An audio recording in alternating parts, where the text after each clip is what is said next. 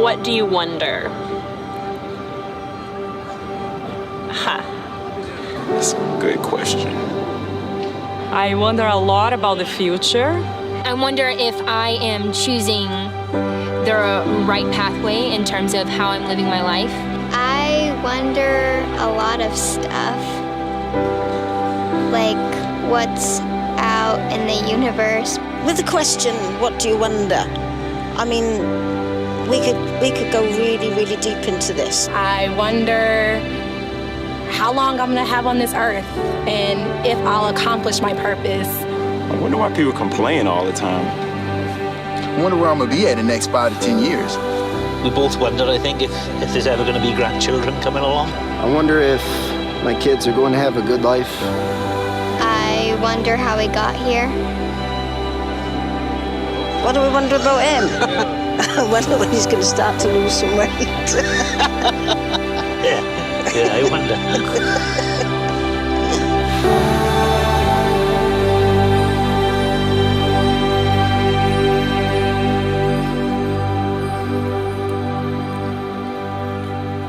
So, what do you wonder? What do you wonder? Perhaps this is one of the greatest things about being alive and being human, and if you're a Christian like me, you believe this is a gift God gave humanity. If you're not a Christian or not even a theist, I'm sure you have a theory as to how this happened, but what's undeniable is you have the ability, and I have the ability, we have the capacity to wonder. And sometimes our wonder leads to fear, and sometimes our wonder leads to joy, and sometimes our wonder just leads to more wonder. My wife, Sandra, her grandmother lived to be 100 years old. And we would go visit her, and when we would leave, I would say to Sandra, I wonder what she wonders about. That's what I would say. I wonder what she wonders about. I wonder what she thinks about. When you're 100 years old and you're looking into the future and there's just not a lot of future left, probably. What do you wonder about? She was alive from President Taft to President Obama. Think of all the wondering through all of those years and how what she wondered about changed through the years. What do you wonder about? What did you wonder about? And what did you wonder about that you don't wonder about anymore because you figured it out? So there's no wonder, but now there's new wonder. Truth is, we all wonder, and we all wonder through a frame of reference, some sort of context. There's sort of, in a sense, there's a sense in which we look out this imaginary window and we wonder what's on the other side as it relates to faith, as it relates to the future, our children, just all the kinds of things that human beings wonder about. And the reason that we wonder is because our frame of reference or our window, the reason that we wonder is our frame of reference or our window, it doesn't provide us with all the answers. And as our frame of reference changes, and as we grow older, as we're more educated, as we have more experiences, some of the mysteries in life are resolved, but every time one is resolved, it leads to more wonder. For example, you learned this in school at some point. It wasn't important then, and it won't seem very important now, but for decades, scientists held to or embraced what was called the steady state theory of the universe. You remember this? Of course not. It wasn't important then. It's still not important to most of us, right? But the steady state theory of the universe was that matter just always existed. The universe always existed, and they didn't know where it came from, but it didn't really come from anywhere because it just is. The universe just is. It had no beginning. It would probably have no end. Albert Einstein, embraced this theory. But at the same time, it caused scientists to wonder because there is no such thing. There couldn't be mathematically or philosophically, but specifically mathematically. You can't have what's called an infinite actual. You can't have an infinite number of actual things. You can have an infinite potential, but you can't have an infinite actual. This is why none of us paid attention to this, right? You can't have an infinite number of moments or sequence of events. You can't have an infinite number of things. There can't be an infinite actual. So if the universe just always existed, it meant there was some sort of infinite actual. So scientifically it made sense, but philosophically and mathematically it didn't. And it caused the science community just to wonder. And then in 1929, Edwin Hubble, you know his name. Edwin Hubble observed through a telescope that the galaxies were actually speeding away from each other at enormous speed. And if they reversed the process, they realized that if you reversed all that, all the galaxies would come together to a point, a single point, what would eventually be called a singularity. And this disrupted the framework of the whole scientific community, because if matter just wasn't, if the universe just wasn't, if things were moving apart, which meant at one point or another, things were all together, this completely changed the framework through which scientists viewed the universe. Albert Einstein was so disrupted and so concerned about this because he knew the implications. And so in 1931, Edwin Hubble actually drove Albert Einstein to the Mount Wilson Observatory to see it for himself. And the world changed. And then in 1964, with the discovery of the cosmic microwave background radiation, you probably didn't study this. The cosmic microwave background, I didn't study it either. Radiation, suddenly this confirmed beyond a shadow of a doubt that the universe actually had a beginning. And so the Big Bang Theory was born, which of course led to the hit television series, The Big Bang Theory, which is more relevant to most of us than the fact that the universe had a beginning. But the point is this, the Big Bang Theory, the idea that the universe had a beginning, it created a brand new frame of reference. Suddenly there was a brand new list of questions. Suddenly there was new things, different things to wonder about. Now, the truth is, all of us have a frame of reference. All of us have a framework or a frame of reference that helps us make sense out of life and helps us make decisions that make sense. You have one, we all have one. It may not be very defined. You may not be able to come up here and tell us what your frame of reference is for life, but you have one. It's your frame of reference that determines for you right from wrong, just from unjust, important versus what's not important, fair versus not fair. It's your frame of reference that determines what you believe. It's your frame of reference that determines to some extent how you should behave, not how you do behave, but how you should behave. And it also determines what you think you can hope for and what's worth hoping for. The other thing about all this is that most of us inherit this, right? And we're not a blank slate. By the time we're children, somebody has begun shaping and forming our frame of reference, how we view the world, the window through which we interpret the circumstances and the events of life. If you're like me, perhaps you were raised with a religious framework, or maybe you were raised with a kind of religious framework. You know what I mean by that? That you went to church, didn't talk about it at home. There was sort of this shadow of religion. Nobody asked any hard questions. There was a general idea that there was a God, and that's about as far as it went.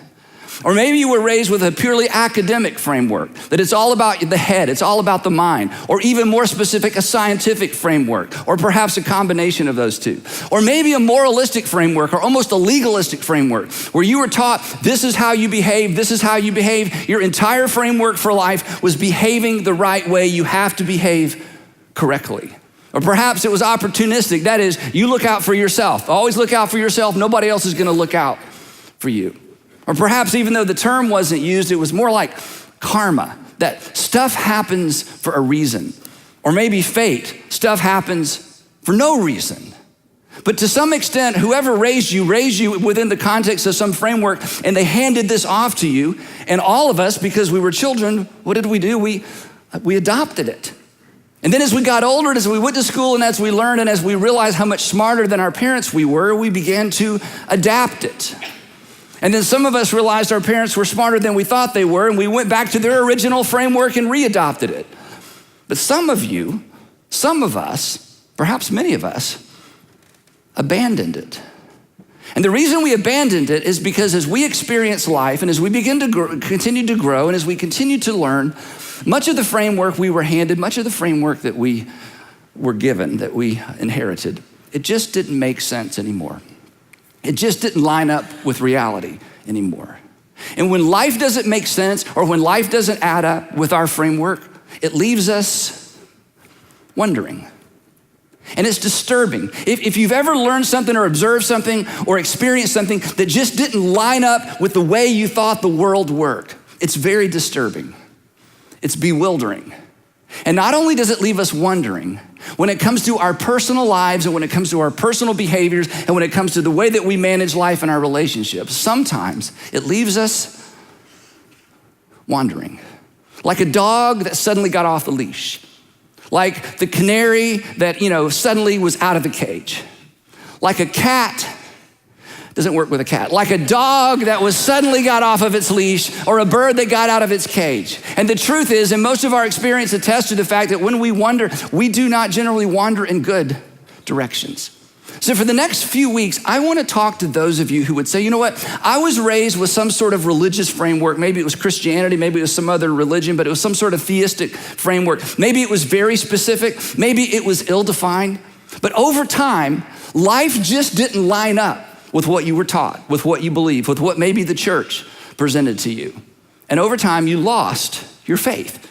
You lost your faith because the framework you were given didn't work anymore, and so you abandoned it. And do you remember those, I don't know if you remember those first weeks, those first months, maybe those first years, maybe you were in college, maybe you had left home and moved to the big city, maybe you had a new set of friends and they just looked at you like you were crazy, that you had any kind of religious belief at all. And maybe you can remember that tension on the inside. It was a little bit disconcerting. In fact, maybe you went through a phase where you actually defended the religious framework that you were brought up with, and while you were defending it, you were questioning it all at the same time.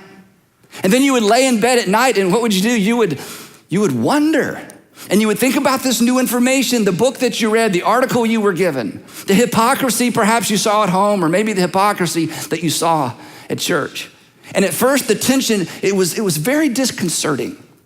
And then, when you finally gave up your religious framework, it felt so liberating.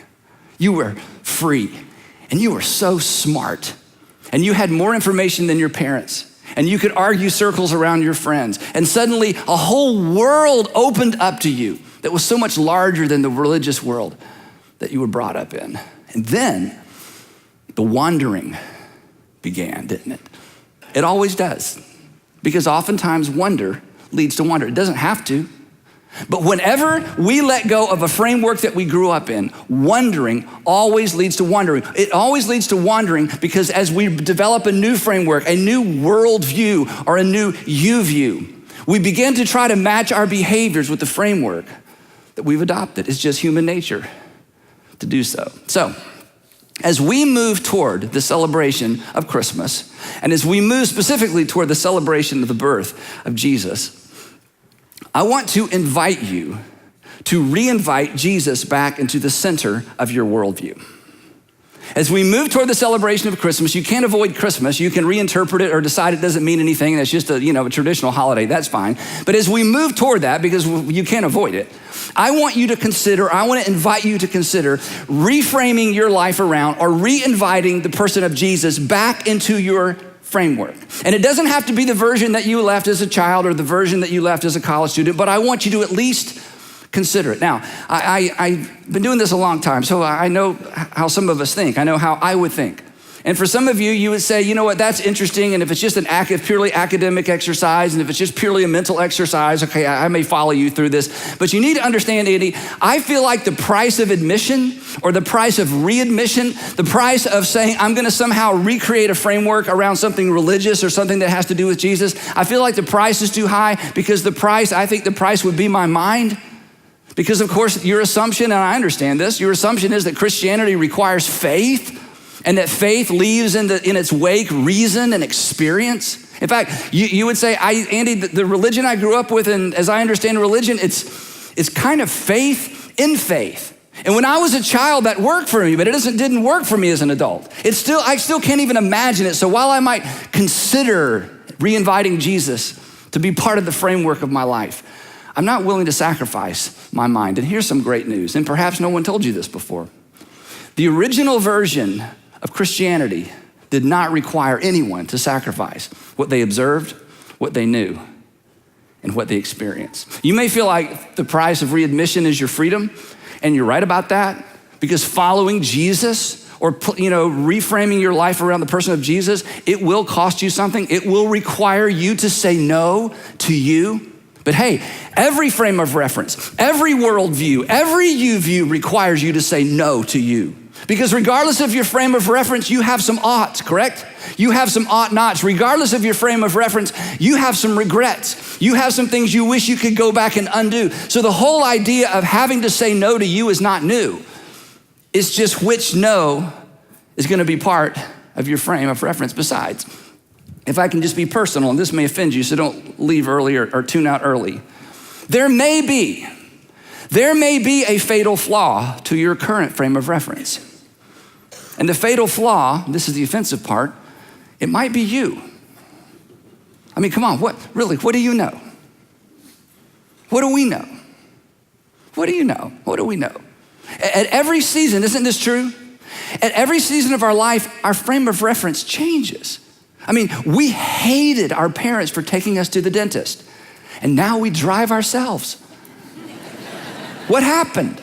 At every season of life, this begins to change. So who's to say? I mean, come on, let's just be honest, okay? You don't have to answer questions out loud, and there's no test at the end, and I'm not gonna ask you to do anything at the end, so there's no trick here. But isn't it true that at every season of life, and as you learn and grow, your frame of reference continues to morph and change? So isn't it possible that your current non-religious or non-Christian or non-whatever frame of reference, isn't it possible that it's incorrect? I mean, you remember, you were absolutely sure. You were sure she was the one. You were sure he was the one. And now you're looking for a way out, right? We had to have it. You remember it. You leased it, you bought it, you borrowed money for it. You had to have it. We had to have it. Now we wish we'd never purchased it. We had to go. I just got to be there. I've got to go. I just can't miss it. Doesn't matter how much it costs. I have to be there. And now you wish you'd never gone.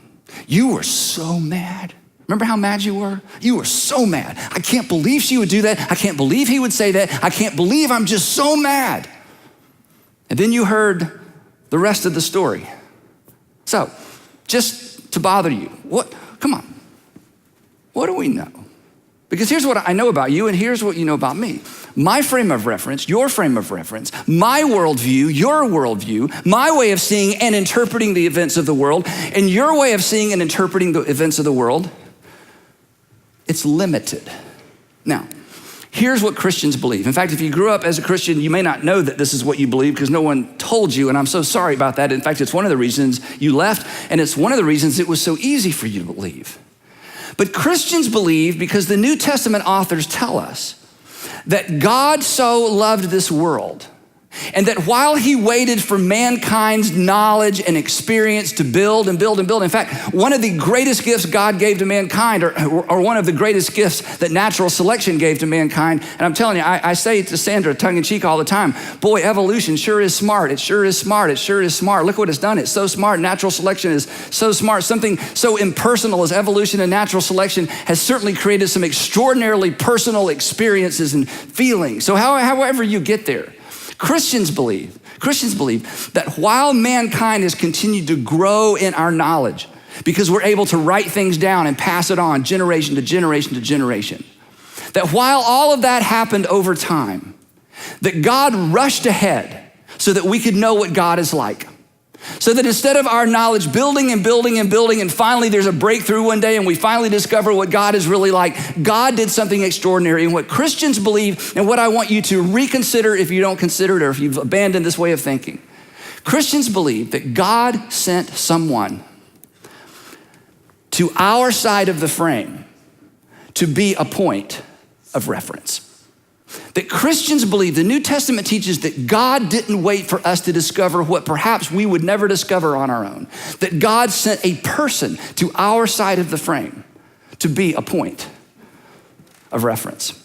And the Bible, the English Bible, is divided into two parts. You probably know that. There's the Old Testament and New Testament. Actually, the Old Testament is really the Jewish scripture. And if you're Jewish, I apologize on behalf of, about 2,500 years of history that we took your Bible and put it in our Bible and called yours old, because Jewish people don't think theirs is old. We call it the Old Testament. Jewish people just call it the Bible, okay? So I apologize. So we had the Jewish Bible, and then we have these documents that Christians wrote during the first century. And then in about the 4th century, they were put together and called to Biblia, or the Bible. And in that second half of our English Bibles, there's a document called Hebrews. And the reason it's called Hebrews is we don't know who wrote it. We don't know even if it was written by a man or a woman. which actually reminds me of an old Aerosmith song. But anyway, so we don't know if it was written by a man or a woman, but we probably written by a man. And in this document that was written, get this, in the first century, okay, this is way before the Bible. So this isn't the Bible says, that's much later. This first century document, there's an author it's called Hebrews because it's a sort of a long sermon that was written to Jewish people in the first century, Jewish people who, get this, who had decided that Jesus was their Messiah. Now, again, I can't really underscore or even illustrate how powerful or remarkable it would be that a Jewish person in the first century would acknowledge that someone that was like flesh and blood in the world, in their presence, was actually the Messiah. But a whole bunch of Jewish people who met Jesus and knew Jesus, especially after the resurrection, even his brother decided, you know what, this is the long awaited for Messiah. And as time went by, many of these Jewish Christians found it very difficult to continue to be Christian in a Jewish community. And so the author of this document we call Hebrews actually writes this sermon to say to them, hey, do not abandon your faith. Don't walk away from your faith in Jesus. And he tells them why they shouldn't.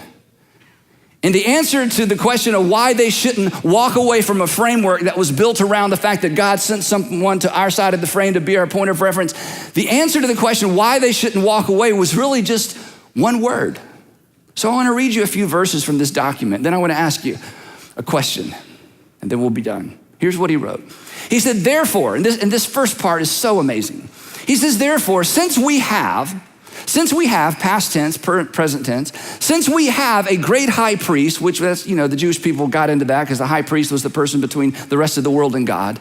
Since we have a great high priest who has ascended into heaven because Jesus' closest followers said, I don't know, we were there, he gave us this great message and then he was gone. And the best thing we know, the only thing we can imagine is that he went to heaven. So this is what they believed. And again, this isn't hundreds of years after the fact. This is a few years after the fact.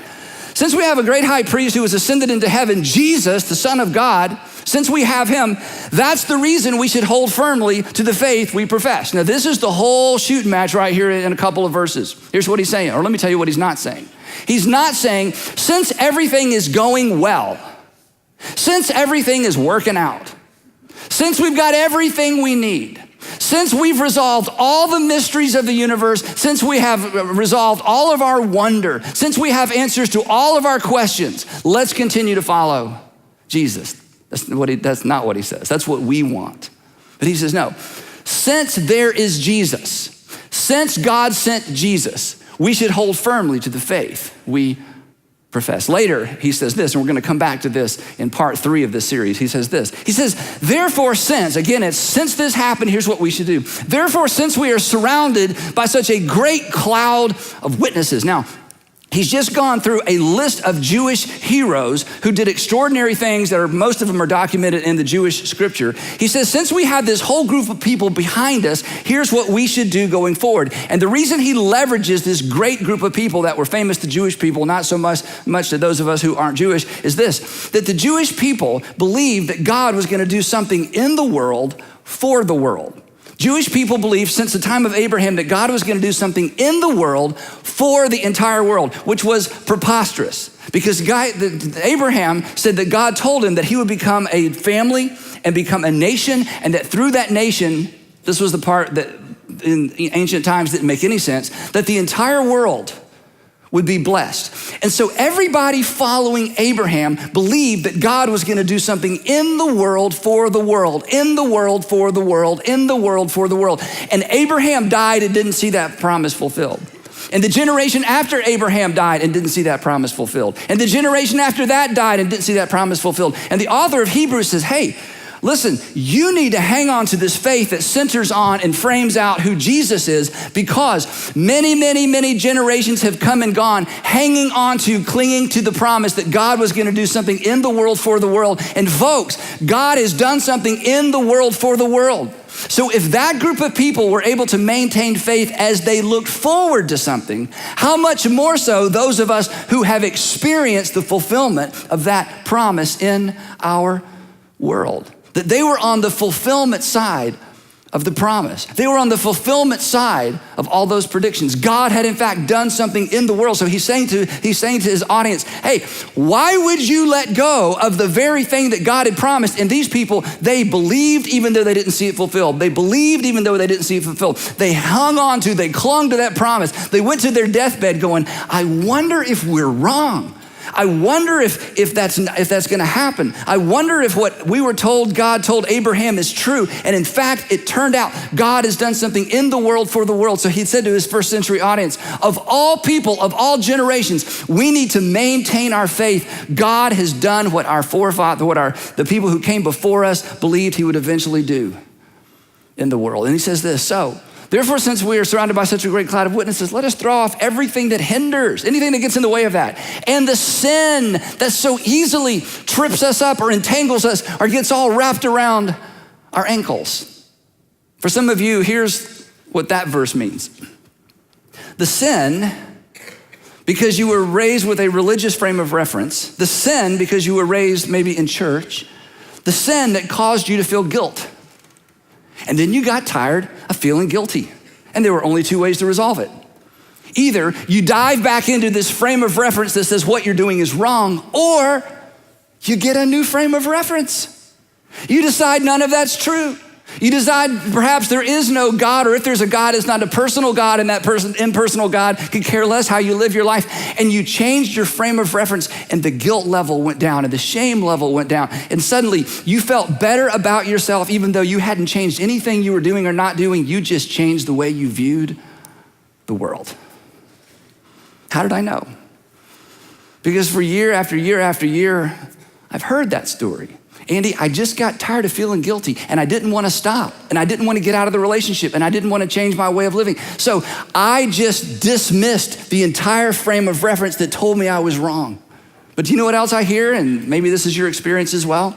That even though I changed my worldview, even though I got a new window, even though I began to see the world differently, there was something on the inside that was never resolved. I was never fully, be honest, I was never fully at peace. And he goes on, he says, and let us run with perseverance or endurance the race that's marked out for us. In other words, there is a frame of reference for our lives. There's a frame of reference that allows us to know who God is and how we're to live our lives in spite of what we know or don't know scientifically. And this frame of reference, this organizational principle, this true north, this big idea, this framework for everything, it's not a philosophy and it's not a religion, it's a person. And the next few words that he says are so extraordinarily important, and this is the reason we're talking about it. He says to this Jewish group of people, look, you are on the fulfillment side of this promise that God made to the world. God has fulfilled his promise by sending his son into this world. And men and women, he would say, you're beginning to lose focus. You're beginning to lose perspective. And I need you to refocus your attention, not on a book, not on an institution, not on a church, not on a leader, but on a specific person. And this is so powerful. Fixing your eyes, or fixing our eyes on Jesus. Now, real quick. Your religious upbringing, whether it was in church or synagogue or temple or whatever it might be, or maybe your marginal religious experience as a kid, maybe you didn't grow up going to church, but you had a friend that would invite you to church and you went to camp and everybody got all emotional and you got all emotional, then you prayed a prayer and they said you were a Christian, you're like, I don't feel like a Christian, and you just sort of had this general kind of religious thing that followed you around. Chances are your religious framework, regardless of how tightly defined it was or loosely defined it was, chances are it focused you on something. And chances are, unfortunately, it focused you on something other than Jesus, even though it perhaps was a Christian church. Perhaps it focused you on the pastor or the priest because he was so great or she was so great and they were so funny or they were so relevant. Or maybe they focused you on the church. It was all about church. You got to be in church. It's Sunday. We got to be in church. You got to be in church. You got to be in God's house. Or perhaps it was the Bible. This is God's holy word. It's all true. We don't understand most of it, but it's all true. It's confusing, but it's all true. It's God's holy word. And so they fixed your eyes on a book Or perhaps they fixed your eyes on an experience. Maybe it was that camp experience, or after church, you went down and signed a card and somebody older than you presented you to the church, or you went through confirmation. You had an experience and they said, see there, you're in. You're one of us. You're part of the covenant. You're a Christian. You're a whatever because of the experience. Or maybe circumstances. Maybe you grew up in a religious framework or had a religious framework that was all about God coming through and God answering prayer, and see if you do the right thing, the right things will happen. And if you say the right things will happen. And if you hang out with the right people, the right things will happen. And you did all of that and the right things didn't happen.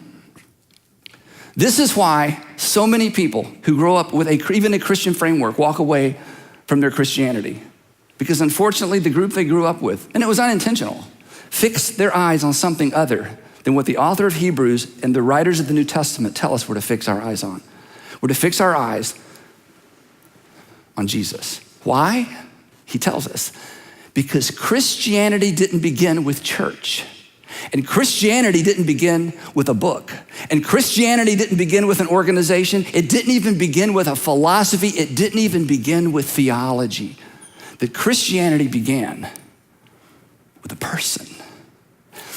The person that God sent to our side of the frame to be a point of reference.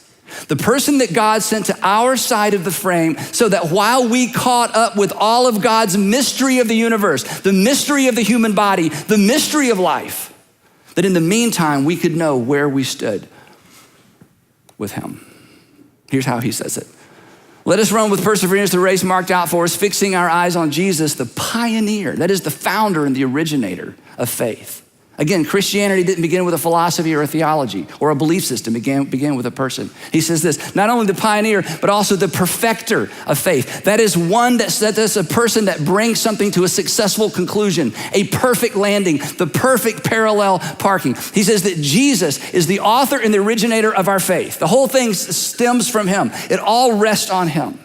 It begins and ends with the person of Jesus. And then he gets into the details. And again, if you grew up in church or around church, these become sort of fairy tale stories. It becomes so romanticized because we've never seen a crucifixion. We've never smelled a crucifixion. We've never walked by a crucifixion. We've never seen a body taken down from a cross. We've never smelled the aftermath of a group of people who have died and their bodies have been left to decay. But the group of people that read this letter, this sermon, they had.